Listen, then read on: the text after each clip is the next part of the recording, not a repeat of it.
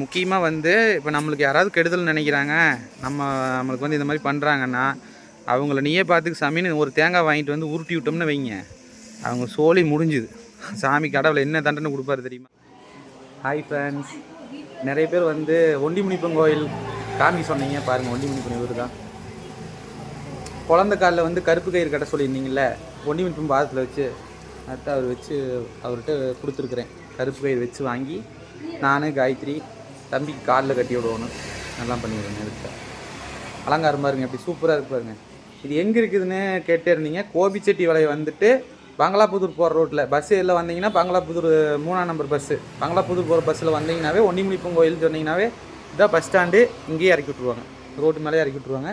பைக்கில் வர மாதிரி இருந்தாலும் பங்களாபுதூர் போகிற ரோட்டில் வந்தீங்கன்னாவே ஒண்டிமுனிப்பன் கோயில் எங்கேயும் யாரை கேட்டிங்கனாலும் சொல்லுவாங்க. வெள்ளிக்கிழமை நாள் இப்போ எத்தனை மணி 5 மணி ஆகும்.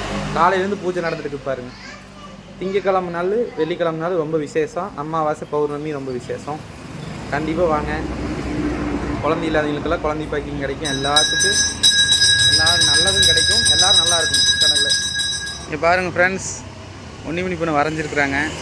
உள்ளே வந்து அது சுயமாக வந்தது, சரிங்களா? யாருமே சிலையை வைக்கல, சுயமாக வந்த சாமி. இங்கே யாராவதுக்கு வேண்டுதல் வேணுன்னா இந்த மாதிரி பொம்மை செஞ்சு வைப்பாங்க. குழந்தை பாக்கியம் வேணும், இல்லை கால் வலி கை வலி இந்த மாதிரி தான் பாருங்கள். காலில் செஞ்சு வச்சுருக்காங்க பாருங்கள்.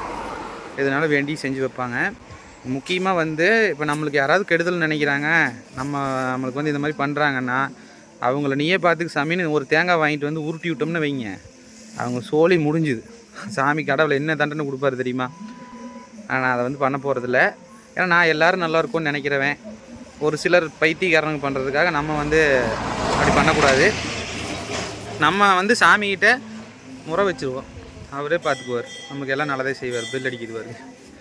சரி, சாமி சுற்றியாச்சு கும்பிட்டு எங்கள் அம்மா வீட்டுக்கு கிளம்புறோம். ஒரு பேங்க் வேலையே வந்தேங்க, வந்து வேலையை முடிச்சுட்டேன், வீட்டுக்கு கிளம்புறேன்.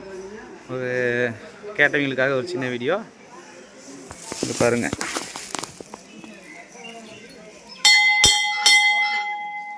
அடுத்த வீடியோவில் பார்க்கலாமா? Bye friends.